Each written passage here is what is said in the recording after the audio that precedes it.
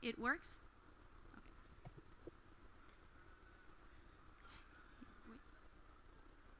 Okay. Hello, do you hear me? Before, after, yeah.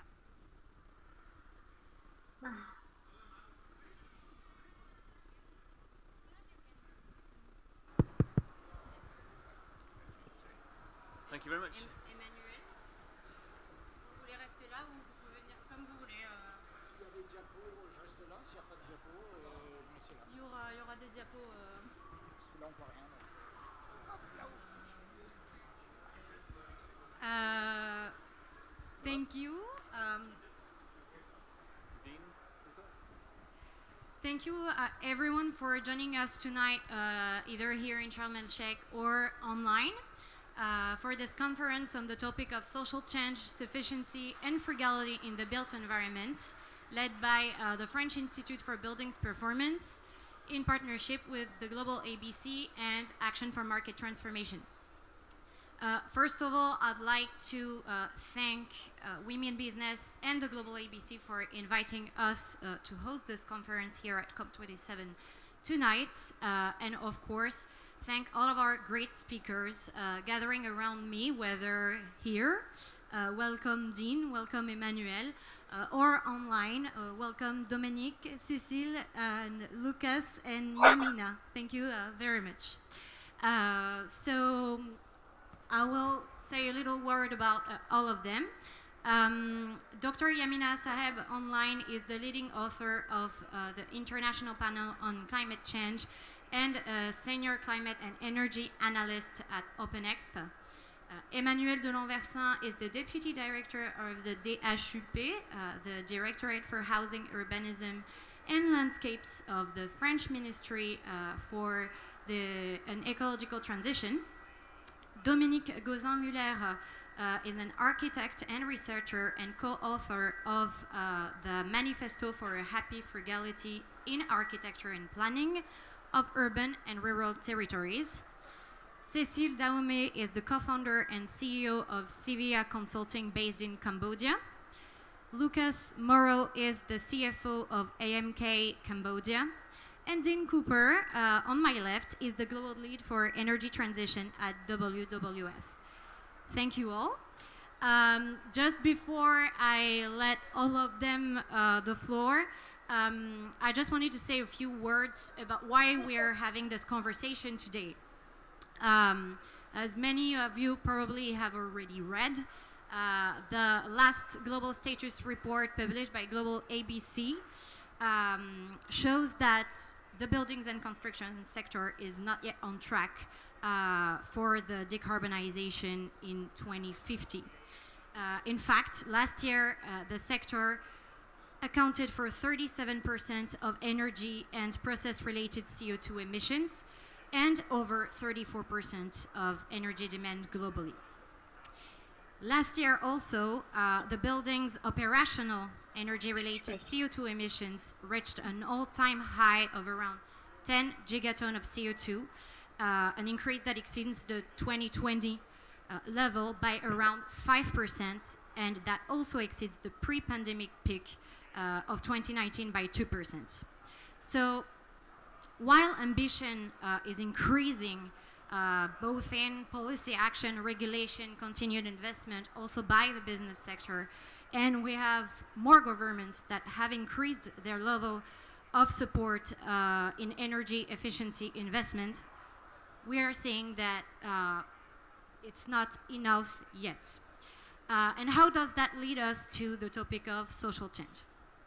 So before jumping in, I'd like to say just a few words about IFPEB, the institution I represent.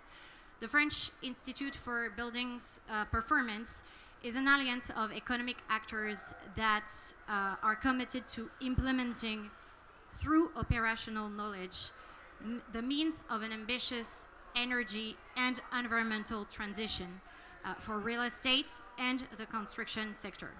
So we identify new practices, we test them, we equip them, and we lead collective actions to try to widespread the solutions.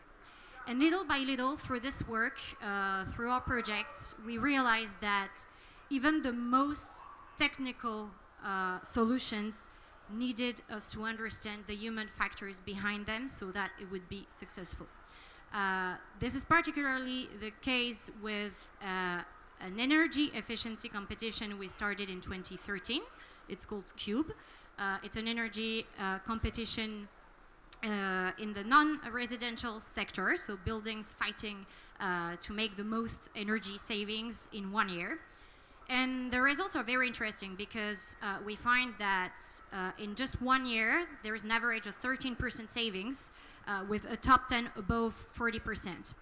And we were a bit surprised by these results. And so we investigated with sociologists and psychosociologists to understand better what was going on.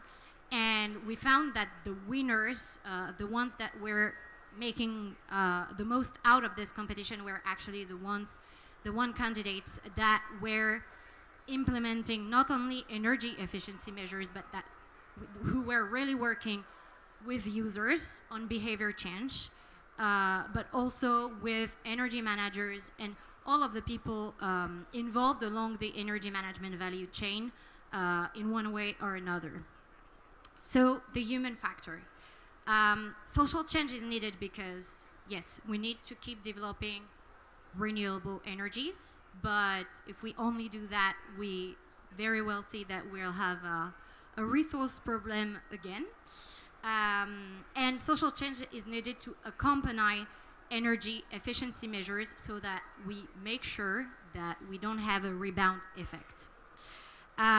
Finally, social change is important to foster sufficiency and frugality measures and behaviors. And when I say behaviors, it's not just my behavior as an end consumer or end user, but it's obviously all of what we do and all the decisions we take as urban and building planners, investors, managers, and users.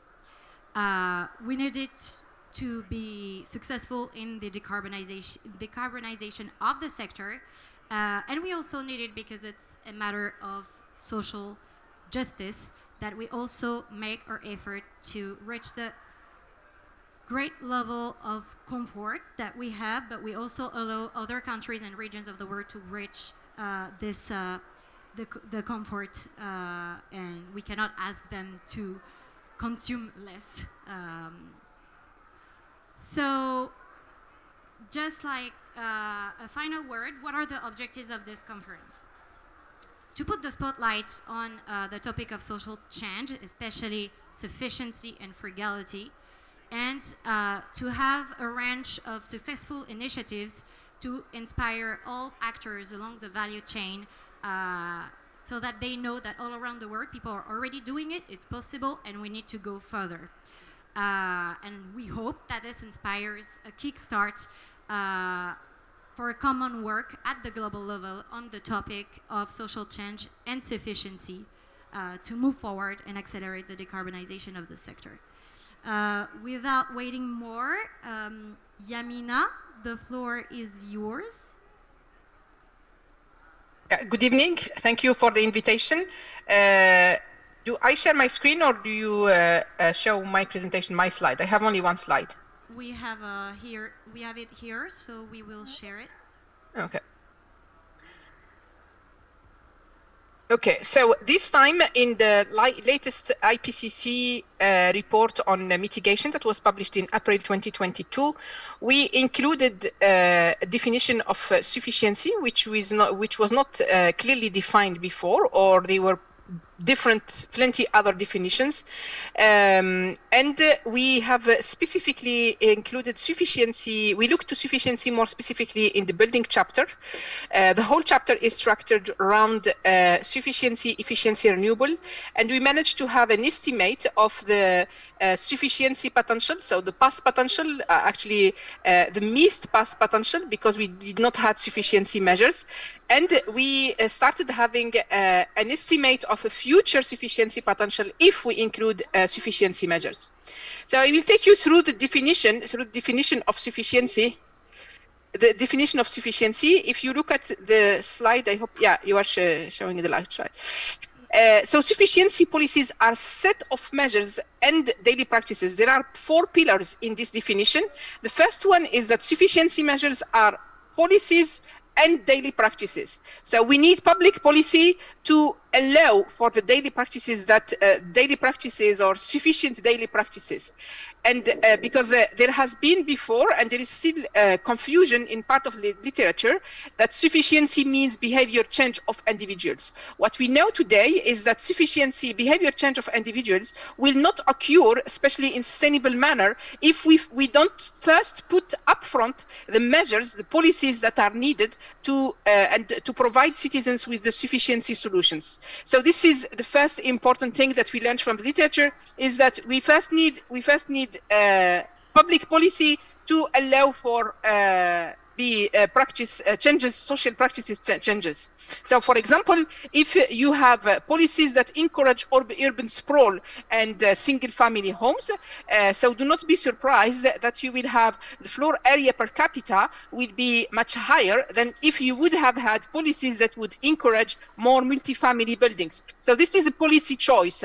And unfortunately, in OECD countries, we made the wrong choice in the past 3 or 4 decades. So we all in our countries, we have urban sprawl policies that has led to increasing single-family homes. And in practice, this has led to increasing the floor area per capita, especially given that we are aging populations. And the size of the households did shrink in the last years. So that's why we had this increase in floor space per area. So do not expect people to live in the floor, in a more rational floor space per area if the only solution that you provide to your citizen is very large homes. So you see, it's contradiction that we have. So this is the first pillar, and an important pillar to clarify that first policies, then it's the policies that trigger the sufficiency or the daily practices that we need. The second pillar is that these policies and measures, they avoid the demand, they avoid avoiding the demand for all natural resources, including energy, materials, water, and land. Sufficiency was understood in countries like France, for example, where we had mainly where we have France is one of the only OECD country where the word sufficiency appear in the energy transition law. But it is related only to energy, and it's not related to all natural resources. So sufficiency applies and is needed for all natural resources. That's the second pillar. And then there has been also before this a confusion in the literature that sufficiency, part of literature refers to, for example, what is poverty in reality is referred to as sufficiency. Sufficiency is not about having it's not about not having the comfort that we have in the modern world. It's not about going back to houses without light, for example. It's about providing the well-being for all, and that's why the fact that it's well-being for all, you have here, what is behind that is a justice issue that sufficiency allows to address. And the last pillar is all this should be taken into take into account the planetary boundaries. In our case, we were looking mainly to the carbon budget because we're looking mainly to the energy part and CO2 emissions part. So what does that mean? It means that to allow for the development of what is today called the developing countries, this can be possible only if in the developed world, in the OECD countries, we shrink and we avoid the overuse of resources and the overconsumption of resources. What does that mean in the case of building? We made an estimate and we showed that over the period 1990-2019, we had an increase of emissions in buildings. We never succeeded to reduce emissions from buildings. But what we succeeded to do is to reduce emissions that are related through efficiency measures. So efficiency worked in buildings where we had efficiency measures. However, so we reduced emissions by around 49% through efficiency measures. However, during this period, we had, as I told you, an increase, and in some countries a very high increase of the floor area per capita, and we did not have sufficiency policies. As a result of that, we had an increase, 52% of the increase of the emissions from buildings during this period can be explained to the lack of sufficiency measures. So basically we missed 50%, an opportunity to reduce the global emissions from buildings by 50% because we did not put sufficiency measures there. And what it means as well, it means that all the efficiency improvement, which was around 49% emission reduction, has been completely offset by the lack of sufficiency measures.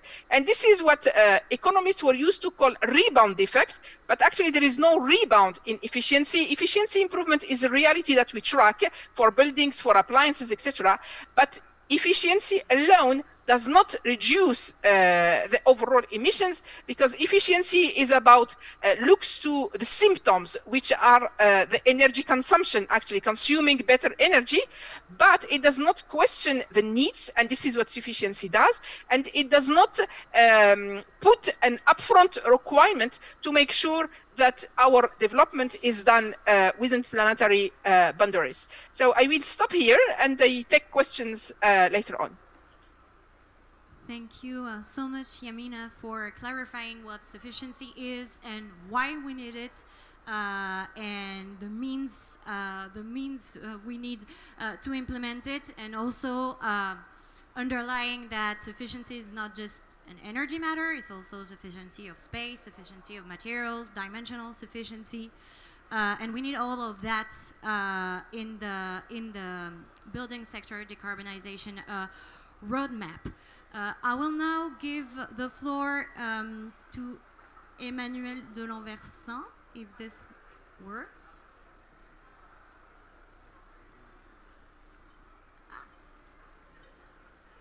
Here. You want to go there if it's easier for you? Okay, perfect. Yeah, thank you. Yeah, a few words about sufficiency in France. It's a big word that came this year with the price of energy, of course, and the president in September made a statement saying that it was very important and we had to reach a 14% scenario. So we worked all together with the stakeholders to define everything which is possible to do. So the Prime Minister insisted on the importance of the subject. I put the wording on the slide, and everything goes into the national low carbon strategy. I think at the end, all this and this crisis, this energy crisis, will help us to run ahead of schedule, and probably we will win 5 years or something in the policy we try to implement. So on the next slide, just to give you a few examples of the measures we took. One might be a bit surprising. It is zero net land artificialization. It's a big law that we took last year. It sounds very different from sufficiency, but actually it is not, because density and help us to save energy for many different reasons. I won't go into details because I guess all of you understand why. The second thing is the change in urban planning and building design and management. We had a very strong effort. Actually, I could say it's a revolution that is in the process, probably as strong as the revolution we had in construction in the 19th century. We probably do not realize that yet, but it's, I think, coming very strongly. And to finish, to give you a few consequent decision we made very recently on everyday use. We had, for instance, a regulation that says that you are not allowed to heat your any building over 19 degrees in the winter and to cool it under 26 in the summer. And this is an old regulation, actually, that's 6 or 7 years, but it's not really implemented. So we are going to implement this more. Maybe not that strictly, because some people need really 21, and maybe depends what you do in your home or office. But it's a statement.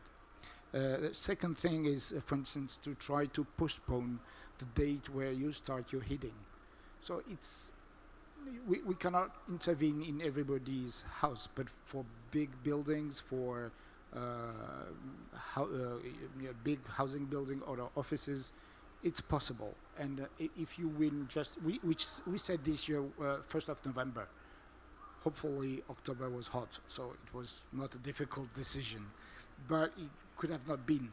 And so we saved 2 weeks of heating, and that's it's not that easy to do because it's connected with contracts, with dates in the contracts, so it's not that easy to do. But that's the kind of thing we did. Small thing we did also. Recommend to put a cover on hot water tanks. It looks simple, but actually when you count the money, the energy you save in the country, it's huge, and it's not that easy to do because you cannot find it on the market.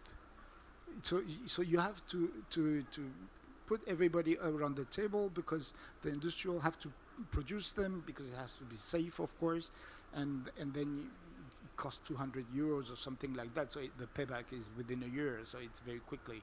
So and of course thermostatic valves and that kind of small stuff. So yeah, this was to give concrete, precise decision we took, or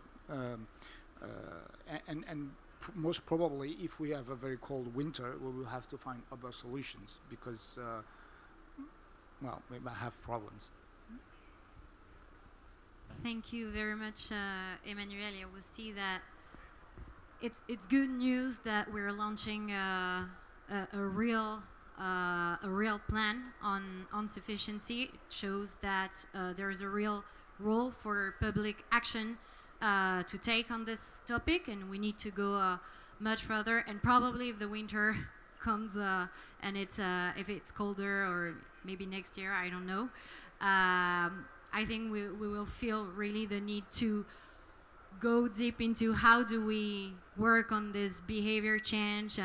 Like this year, it's creating the debate. Everybody's talking about it. People I've never heard talk about energy, because it's such a big change, a change of paradigm.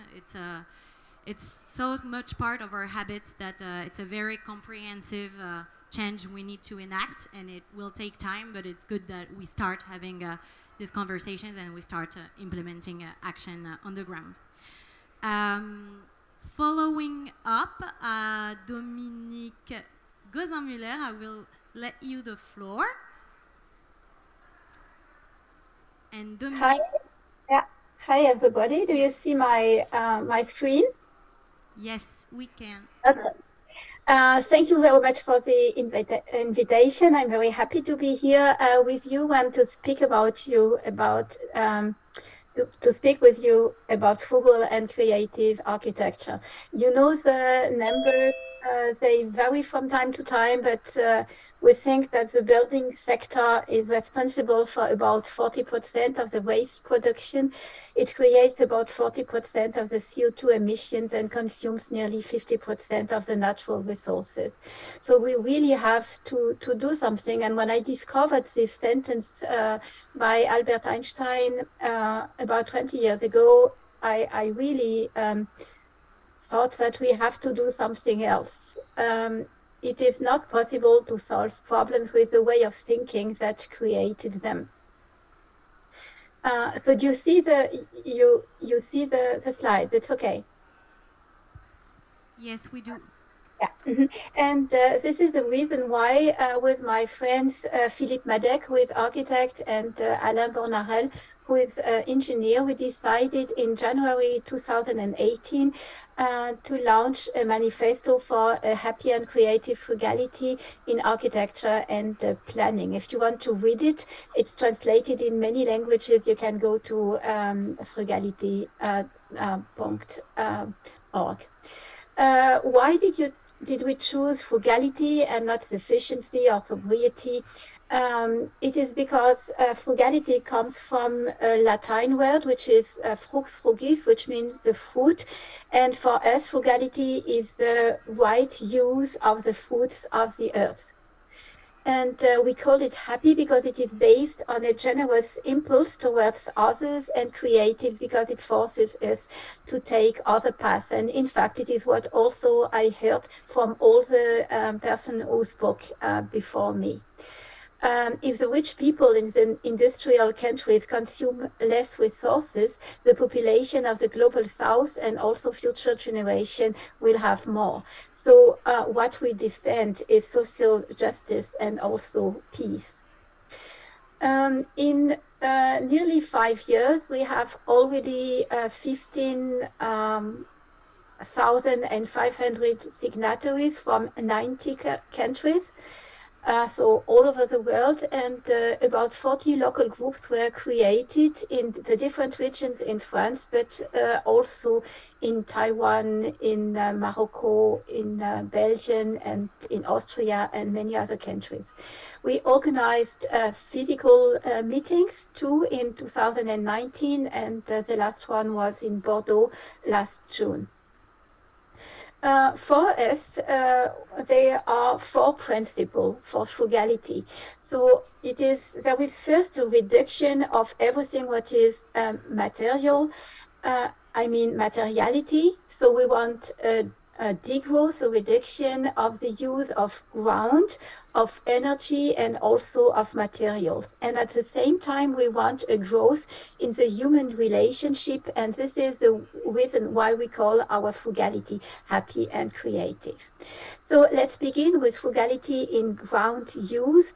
During our meetings with about 150 to 250 people, there was this question which came around: should we still build? Which is a strange question for architects, even if under the people who signed up our manifesto, there are 25% of people who are not coming from the building sector. So what does it mean, frugality in ground use? How to rebuild the city on the city? One of the first measures that we can do on the urban scale is to restructure urban wastelands. There are many kinds of wastelands, docklands, and industry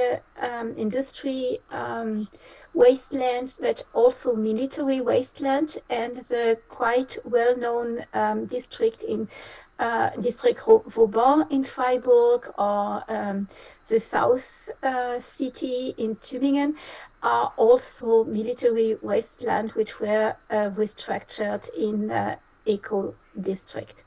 Here, another one, revitalization of a military wasteland in Bordeaux, and all those words that are used by Serge Latouche and the people working on degrowth. So reuse and repair and reduce and recycle and upcycle and renovate and relocate.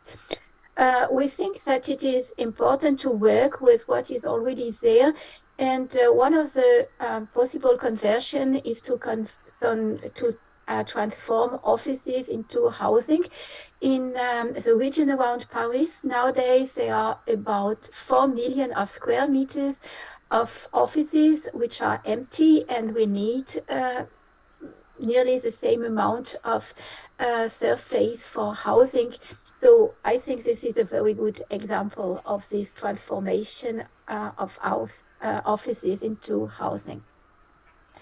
Christine Lecomte, head of the French Architects Council, has this very nice sentence: to repair the city is to contribute to its magic. And I think that it is something which is quite obvious when you see this picture of Hong Kong. You have all those skyscrapers and suddenly a few old buildings, which brings a kind of another atmosphere. within the city. We think that the frugal city should be green and also slow, I mean with not a lot of cars, and that children should be able to play there safe and freely. So these are two examples of south of Germany with those ecological districts. And the frugal city should also be nourishing. And I think it is very important that we find gardens, so gardening within the cities, in private gardens, and also in bigger gardens that we can share. After the frugality in the ground use, we have to work on frugality in energy. And many people think about it. Also, sobriety. This is also something which is treated by the association Negawatt, which I belong to. And we make strategies for the autonomy, energy autonomy in France in 2050. And so I will only show three examples on different scales and also in different climates. This is a very small house in the northeast of France, and with a few measures, it was possible to reduce by a factor 10 the energy use of this small house. Also in Mediterranean climate, it is possible to make a positive energy building like this one made by my friends Alain and Philippe, with whom I wrote this manifesto. And so you see, it's natural ventilation, and also the materials were taken locally or produced locally. And the natural ventilation is also possible in tropical climate, like in La Réunion, which is a French island in the Indian Ocean, so with tropical climate. And you see with this chimney effect, it is possible to be comfortable in a library also without any technique. But the energy for heating and cooling is only the upper part of the iceberg, and the bigger part is the energy for the construction, which means that we need frugality in material use. Sand and gravels are getting rare. You probably know that sand is the second resource, which will, or the second more rare resource after water. And the production of cement and reinforced concrete consumes a large amount of energy, and it accounts for about 8% of CO2 emission, and thus is partly responsible for climate change. 8% is about 2 to 3 times more than the plane traffic. Fortunately, there are many alternatives, and the first alternative is to reuse materials. So I told you, as far as it is possible, we should give old buildings a new use, a new function. Sometimes it is not possible. In this case, we can take materials from old buildings and use them in newer buildings, like this rehabilitation of the House of Social Economy in France.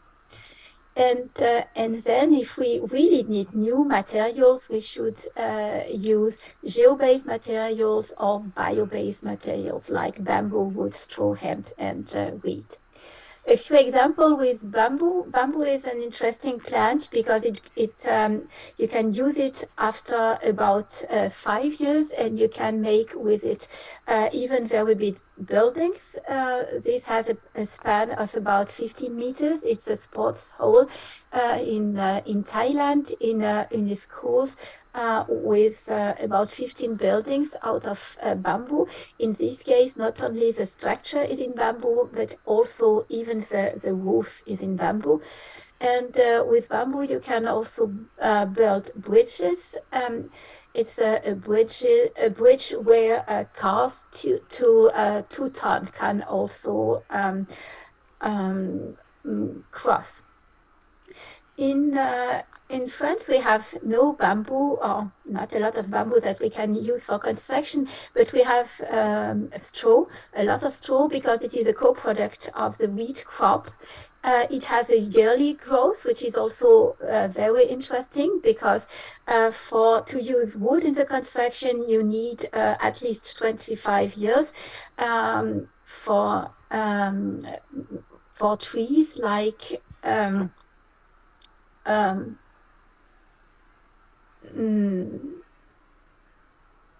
so I don't remember the tree which is used for the paper sector, but for most of the trees, we need 50 years till 80 years, or even 100 years for oak. But straw has a yearly growth, and we can. In France is a pioneer, and we have about 10,000 buildings insulated with straw, and among them we have a few hundreds which are very big buildings, like schools with 5,000, 6,000 until 13,000 square meters. A college was opened in last September with 13,000 square meters with straw structure and wood structure and straw insulation. There are 3 types of construction possibilities with straw. Mostly we use wood structure and put the straw bales within the structure, but it is even possible just to put the straw bales one above the other, like you see in the picture, and you can have load-bearing straw bale till 2 levels, like for this recreational center near Paris.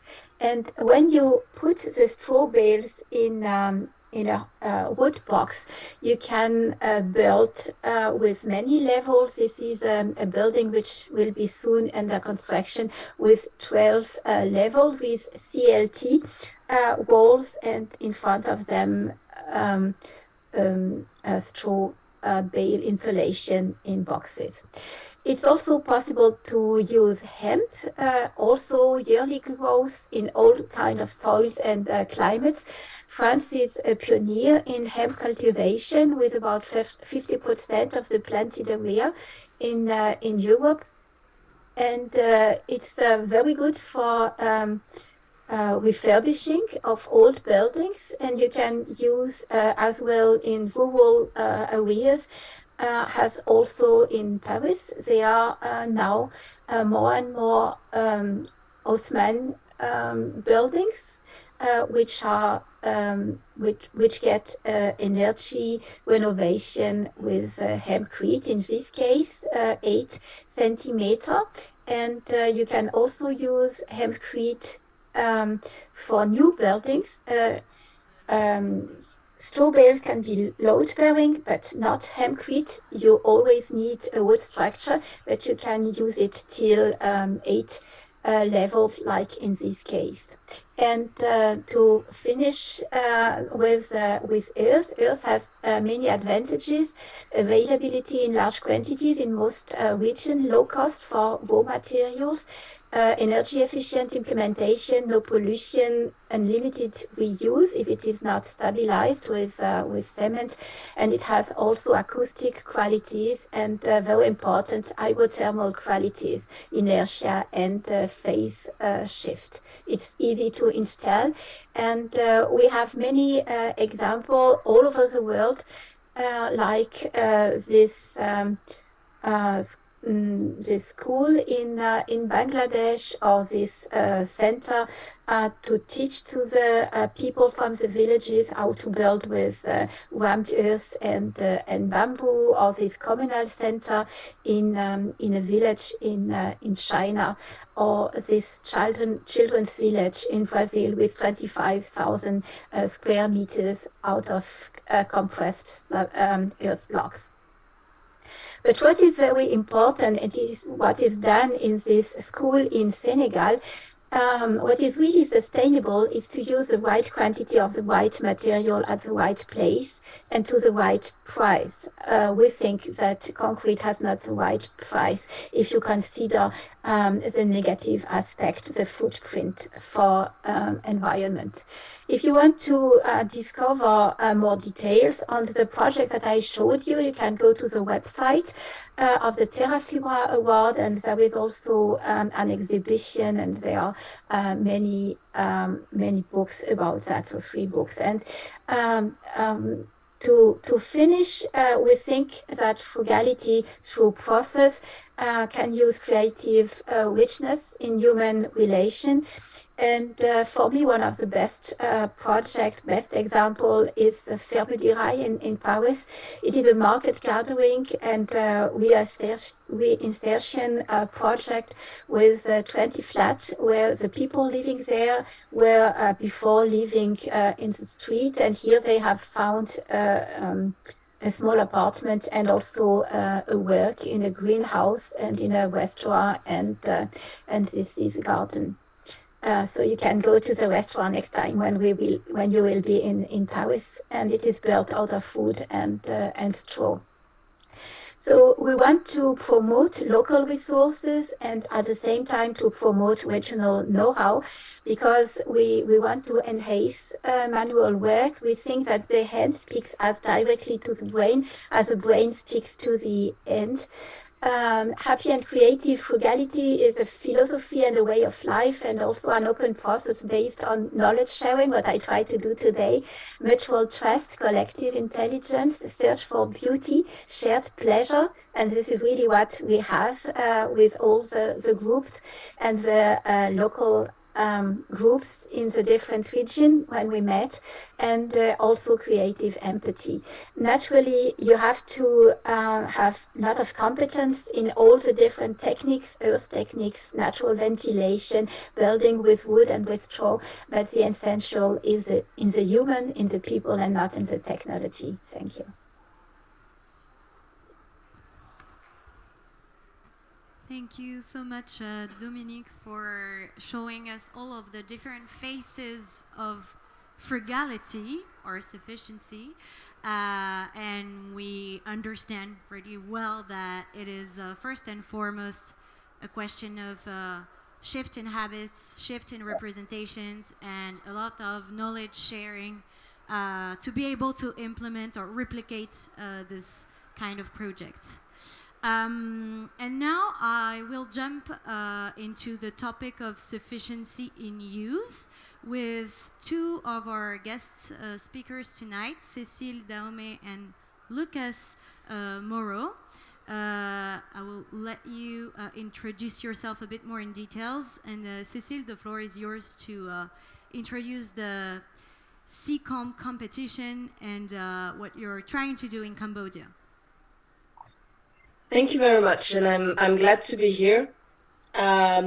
Maybe talking a little bit about COP, as it was mentioned during the introduction, COP is the replication of CUBE in Cambodia.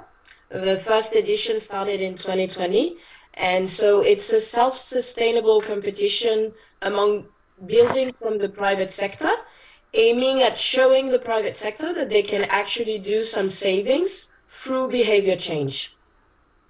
And so through gamification, the idea was really to start building the trust in energy efficiency with private sector, but also show them that it makes sense to engage in energy efficiency.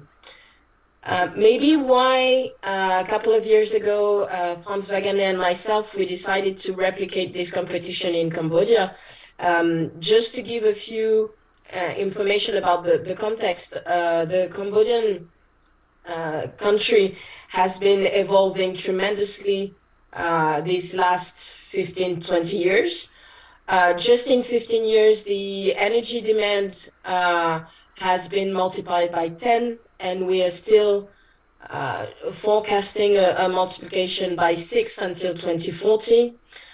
Buildings are becoming increasingly more energy intensive, and we are still with electricity prices among the highest in the region.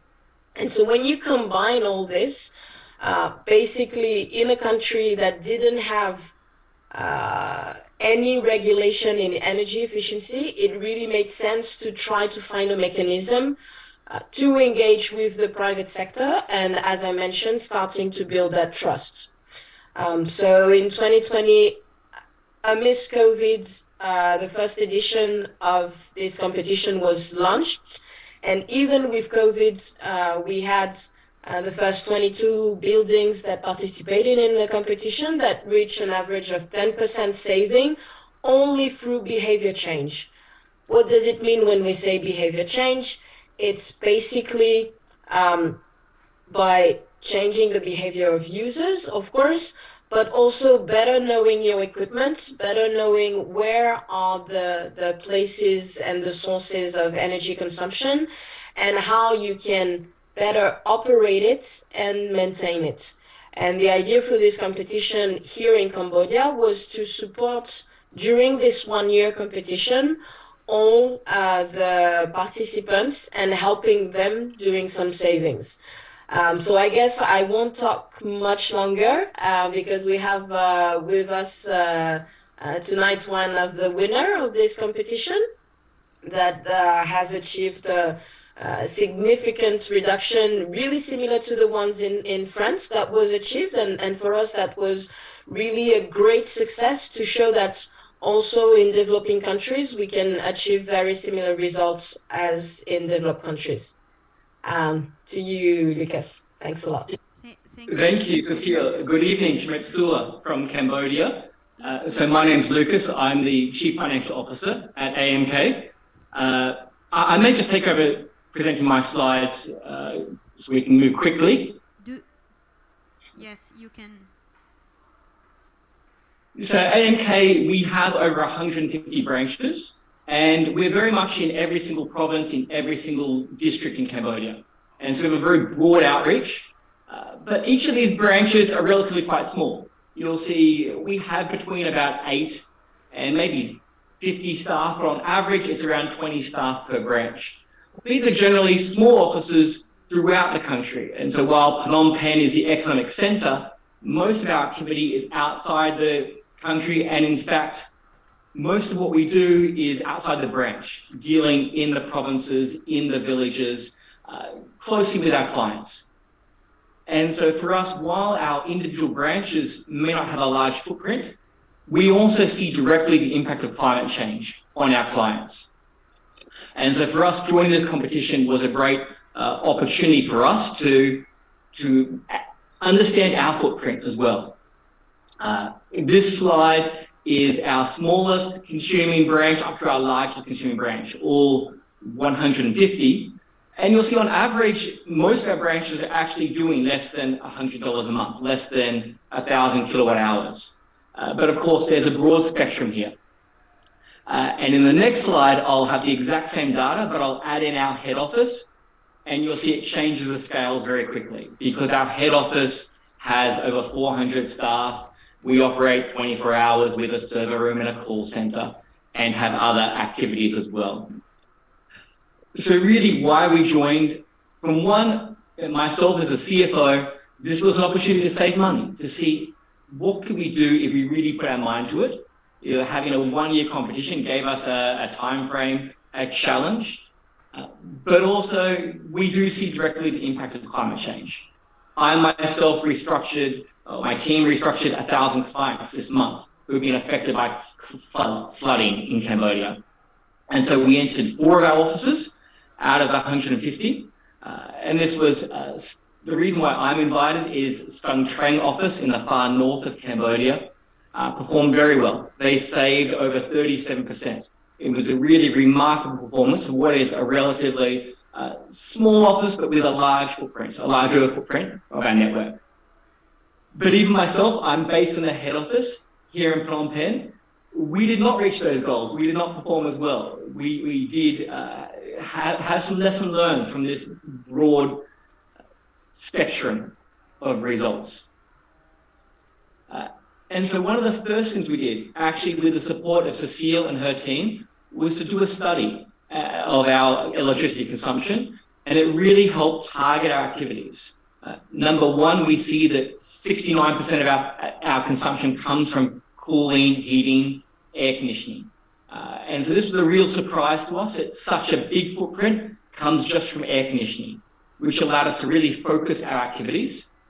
Number two, and you might see on that chart there is some inefficiency here. Saturday and Sunday, our offices are closed, but air conditioning was still running, things were still happening which shouldn't have been happening. Maybe there's just behavior changes of turning off the lights, turning off the air conditioning. But you might also see on the right-hand side, of course, we're in office. Our offices are running from 7 a.m. to 5 p.m. And of course, it makes it very easy for us to target our activities now. We know we have these 10 hours, but if we leave the air conditioner off for an extra half an hour, we turn it off at lunchtime, we've saved 10% once, we've saved 10% twice, we can have these small incremental changes. So we're able to really focus our activities. As Cecile did, we did very simple, low-cost activities like changing the lighting, just cleaning the air conditioner, we found saved 10%. So simple activities, and also changing the messaging, changing the communication that we have with our staff. These sort of diagrams were on every screensaver, every air conditioning unit. You could see the sort of communication we were trying to highlight for our staff. What we saw really worked, especially in the case of Stung Treng, was where the whole team, from the management down to the operational staff, were involved in this. In Stung Treng, they met every week. They would remind each other, they would challenge each other to turn the air conditioner off or keep it off as long as they can. And every month, they would discuss the electricity invoice and find ways to drop it even more each and every month. In our head office, that was a bit harder because we have 400 staff, 120 air conditioners, so one staff making one change wouldn't always have the immediate impact on your electricity bill. But we did see the behavior change. I myself am CFO, and I would often join meetings where staff, knowing I would join, wouldn't dare turn the air conditioner off. And I myself would become sweaty and uncomfortable. But we reminded our staff, this is not about big, significant, uncomfortable changes. This is about simple changes, about turning the air conditioner just a couple of degrees different, like we discussed at the start of this presentation. And so being able to just focus on that simple behavior change was really effective. One unexpected benefit for us of joining this competition was the network. I think Cecile mentioned 22 officers came together. There was ourselves as a financial institution, there were hospitality, there were retail, and also other telecommunication, other competitors of ours. But we were all working together to that same goal of trying to reduce electricity. So it was great for us to exchange ideas about how do we best design our server room in the most efficient way? How do we best design our customer experience in the most efficient way with others who we might not ordinarily have worked together with? And then, of course, today's topic is towards sufficiency and frugality. My main goal as CFO, as organising this event, was that our staff would treat our office consumption the same way they treat their home consumption. Because at home, when we're paying the bills, we're maybe more careful to turn the lights out, we're more careful to turn the air conditioner off. Maybe in the office, we're not paying the bills, but of course we still have the same environmental impact. But actually what we found was that my staff were coming to me and saying, oh, Bong, since we've joined since we've joined this competition, I've learned about managing my air conditioner better. I've learned about cleaning the air conditioner. I've learned about changing my lighting to LED lighting. I saved $20 a month on my electricity bill. And so for us, it's been a great success, is that even we've seen some modest and some large savings in our offices, but we have 3,600 staff. And this has been a great opportunity for us to educate our staff. And it's a great opportunity to see from that education, they've been able to create these savings themselves. I won't take up any more time, but if I look forward to the future, now that we've finished our time in this competition, we're really looking forward to stealing a lot of the ideas, a lot of the things we've learned from Cecile and her team, and replicating this internally across our 150 branches, and really capitalizing on the great initiatives that our team in Stoke-on-Trent have done, and seeing if we can roll that out across all our branches across our network. Thank you so much, Lucas, and congratulations for this great work and being involved in this topic. And special thanks to you, because I know you are in Cambodia right now and the time difference is important, and it's actually night. So good night to you. Thank you so much for accepting to testify today. And last but not least, Dean Cooper from WWF is going to talk to us about the role of NGOs in spreading this social change to foster the energy transition. Great, thanks very much. So at WWF, we have three main focus areas for our energy strategy. So namely energy transition from fossil fuels to renewable energy, energy access, and energy efficiency. And we've been reassessing our approach to energy efficiency so that we can add value to the range of energy organizations who are also addressing this issue. And the results of that are that consumer behavior is a key priority for us. Now we know, as you've said before, the buildings account for 37% of global emissions, mainly from heating and cooling needs, but buildings are also responsible for 55% of global electricity consumption. So it's very significant. And we know that these emissions will rise as the world urbanizes. But of course they need to reduce if we want to meet our 1.5 degree target on the climate. Now our energy efficiency efforts for buildings are actually coordinated across our energy team and our cities team. So we have the capacity on both sides and different perspectives. We try to look at both angles of that. So that gives us a very good, broad understanding of the needs from the perspectives of different stakeholders. So it's just the energy suppliers and energy use, but also the people in the cities, looking at how the construction, the infrastructure is developed. So on that basis, we're engaged now in a range of related activities, and I'll just try to tell you about some of those to give you an idea of the sort of things that we look at. So recently we launched our behavior change guide for cities. That includes specific messages and case studies in relation to energy efficiency in buildings across the world. Now that guide had a soft launch as part of the Stockholm Plus 50 high-level forum for mayors back in June. And it was shared there with the city representatives that participated in that event. And judging from the positive reaction to that, I think it's certainly worth spreading these messages further. And we'd be very pleased to work with any other organizations who also see this area as a priority.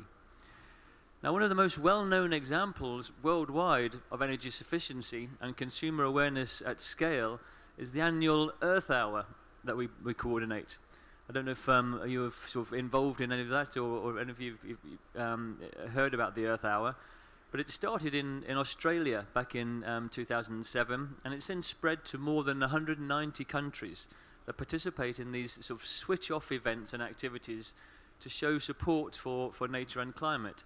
So it includes consumers cutting the energy consumption in their homes and offices by thinking about how to switch off all the unnecessary appliances just for that hour. So people have to just think about what are they using, which are not necessarily. Switch off all of the things you can do, and it's amazing the world that goes around, just the understanding of that, and just the awareness that it creates in terms of energy efficiency. But I also want to tell you about the WWF One Planet City Challenge, which is a worldwide initiative that reviews cities' self-reported climate actions and ambitions and assesses whether they align with the goals in the Paris Agreement. So this One Planet City Challenge. Now, linked to that is our We Love Cities initiative, which is a public engagement campaign that allows people across the world to express support for sustainable urban development by voting for their favorite finalist from the One Planet City Challenge. So they can all look at their own situations and they put in what is their preferred vote. So there's this active participation which is encouraging more awareness of these activities. And as part of these votes, they can submit improvement suggestions for these cities that are then shared directly with the city planners. So these people can have a direct influence in terms of how the cities are developed. So we've got three main aims for the We Love Cities campaign. It's to inspire and raise awareness of the progress being made in cities on sustainability issues.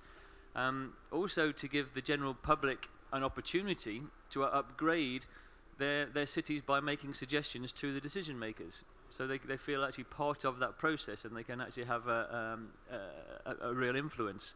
And of course, just to reward communities and strengthen the bond between the public and these city government decision makers. Now in 2022, so in this year, We Love Cities ran in 63 cities in 27 countries. During the competition, which was over a period of 6 weeks, cities received almost 1.3 million votes globally, 116,000 improvement suggestions within these cities. And this reached over 440 million users on the social media. So it really had a big impact in terms of just the awareness and the number of people that were involved in this whole process. So since that inception of We Love Cities in 2013, over 180 cities have participated. Now at this point I should emphasize that behavior change and sufficiency are only one part of energy efficiency in buildings. Clearly frugality, as we're talking, frugality of energy use also needs better building codes, appliance efficiency, better city planning. However, these sort of policies require strong public engagement and awareness to ensure that they're approved politically and accepted by the citizens. So it needs buy-in from both sides. This is covered in our Energy Efficiency in Cities series, which shows several challenges for energy efficiency, from poor urban design for new buildings, inefficient current building stock, and a lack of consumer awareness. So it's the change of behavior that we're talking about in all of these groups that we need to identify. So it's not just consumers, but in terms of the whole process of building construction, design, and use. So some of the main priorities there are just to rethink urban planning, so the planners need to be changing their behavior, optimize the building envelopes, so the builders need to be involved, procure green products and services, so we get the best efficient applications, and then raising awareness, obviously particularly amongst the urban consumers. Now we're always very keen to work with other partners on energy efficiency issues around the world at a national, international level. For example, we helped to coordinate the Cambodia energy efficiency competition. So hearing earlier from Cambodia, we're obviously involved in there, so partnership opportunities. And we work on appliances with specialist NGOs. You may have heard of Top 10. They manage a consumer-oriented online search tool that provides the best energy-efficient options in various product categories and sites in different countries, 15 European countries, 4 countries in Latin America. And we link with the private sector. So, for example, our Science-Based Targets Initiative, which is aiming to establish an SBT methodology in that for buildings as well. But okay, so some key messages from our experience to date. And this is really just summing up, I think, on the things that we've learnt. So firstly, people must be made more aware of the need to use less energy and to use it in a better ways according to local conditions and resources, because everywhere is going to be different in terms of how we can use buildings most effectively.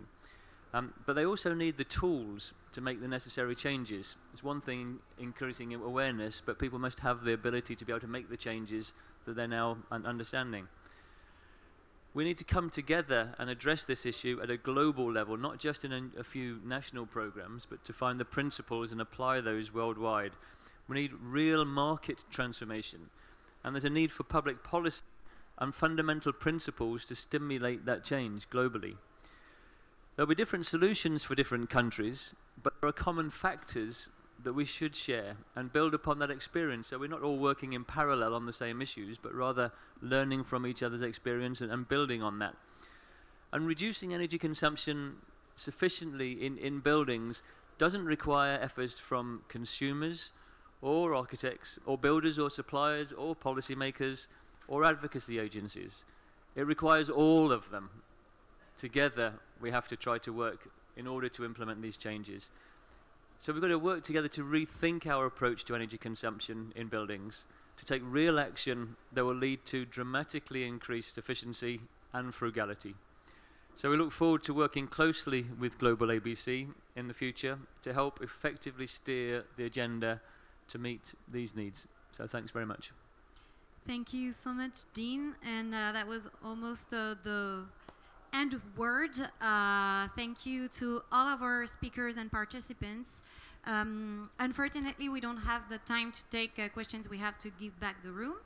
But just a final word. I think we understood with this very broad presentation that sufficiency and social change are very complex issues, multidimensional, and that all actors from the buildings and real estate value chain have a role to play at one point or another.